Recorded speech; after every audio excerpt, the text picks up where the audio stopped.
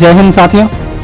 जैसे कि आपको पता ही होगा, आज के दिनों में विश्व स्तर पर डोनाल्ड ट्रंप यानी कि अमेरिकी राष्ट्रपति का स्थिति बहुत ही बुरा है। ऐसा मैं क्यों कह रहा हूं? क्योंकि अभी हाल ही नोबेल पीस प्राइज 2025 का रिपोर्ट सामने आया और उनके तहत कौन है नोबेल पीस प्राइज 2025 का विनर, उनके नाम सामने आए, जिनके कारण अमेरिका के राष्ट्रपति डोनाल्ड ट्रंप की बहुत ही बेइज्जती हो रहा है। ऐसा क्यों? क्योंकि नोबेल पीस प्राइज को प्राप्त करने की इच्छा और उनके सपने ने उन्हें विश्व स्तर पर एक अलग रूप दिया था।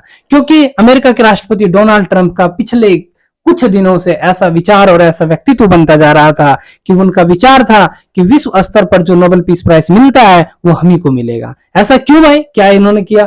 इनका कहना था कि भारत और पाकिस्तान के बीच में हो रहे युद्ध को समापन यानी विराम की इन्होंने किया, शांति स्थापना करने का श्रेय किसी को जाता है तो वो खुद कहते हैं कि हम ही ने शांति करवाया।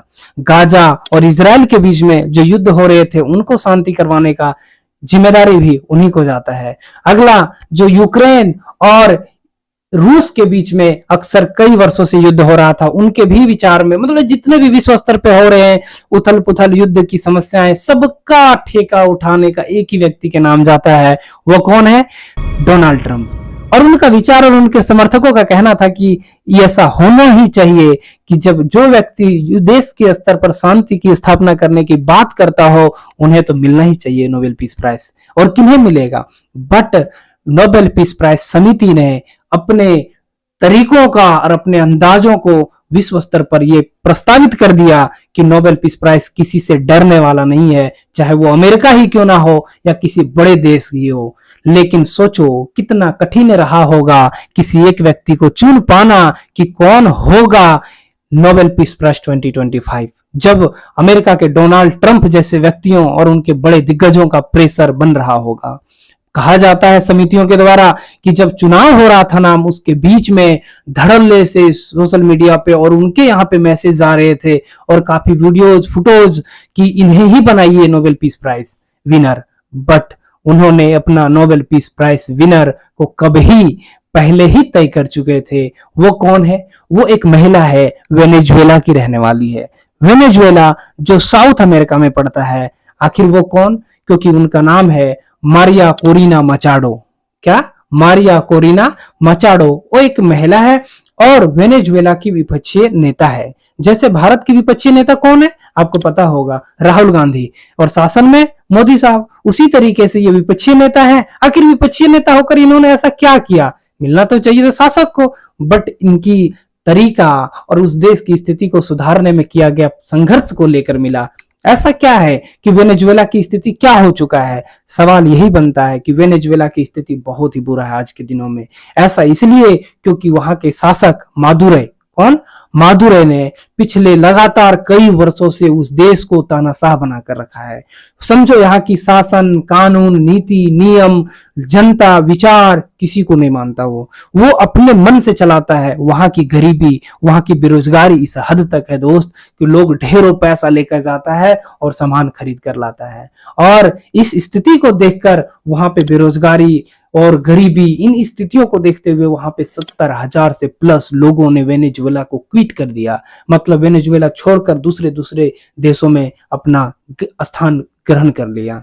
लेकिन सवाल यह, मारिया कोरिना मचाडो ने क्या किया ऐसा? इनका कार्य यही है कि पिछले 20 सालों से ही ये हमेशा संघर्ष कर रहा है यहाँ पे। और इसकी संघर्ष का तरीका है क्योंकि इनके विचार हैं कि ये महात्मा गांधी को फॉलो करते हैं और महात्मा गांधी जैसे शांति के प्रतीक के तौर पर अपने भारत से अंग्रेजों को भगाने में कामयाब हुए। उसी तरीके से मारिया मचाडो उनका कहना है कि हम भी शांति तरीके से ही प्रोटेस्ट करते हैं और सारे आंदोलन जितने भी हैं पूर्ण शांति के आधार पर है इनका। और इसीलिए विश्व स्तर के लोगों ने इसको देखा और सराहना किया। क्यों? क्योंकि मचाडो लोकतंत्र के लिए जीती है, लोकतंत्र के ऊपर भरोसा करती है। और पिछले कई वर्षों से एक न्यूज ऐसा है कि मारिया मचाडो नेक्स्ट अबर 2024 में जब इलेक्शन हो रहा था, इलेक्शन के दौरान उन्हें अचानक ही डिस्क्वालीफाई कर दिया जाता है। उसका कोई पता नहीं, कोई एक नॉर्मल कोई कंपनी आती है जो एक बात बोलती है और उसको हटा दिया जाता है। यहाँ तक कि उसका अपहरण भी हो जाता है और वो छुप छुपाकर अपने देश की लोकतंत्र की बचाव के लिए आज भी आवाज उठा रही है। जब ये न्यूज उन्हें मिला कि मचाडो को ही ये नोबेल पीस प्राइज 2025 जाता है, तो आप जानकर हैरान रहेंगे अभी भी वो दुनिया की नजरों से छुपकर कहीं स्थित है और देश की आवाज उठा रही है। तो ऐसे शख्स को मिलना ही चाहिए और उन्हें बहादुरी और शांति का प्रतीक मानते हुए विश्व स्तर में नोबेल पीस प्राइज मिला।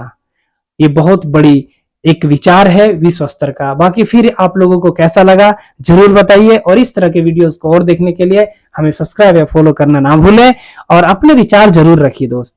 कोई भी कंटेंट अगर क्रिएट करते हैं, अगर अच्छा होने लगेगा तभी जब आप अपने विचार प्रस्तुत कीजिएगा। आप देखते हैं अगर आप अपने विचार को नहीं रखिएगा कि कैसा लग रहा है, क्या कमियां हैं, तो शायद मैं और अच्छा नहीं कर पाऊंगा। आपका सपोर्ट हमें चाहिए।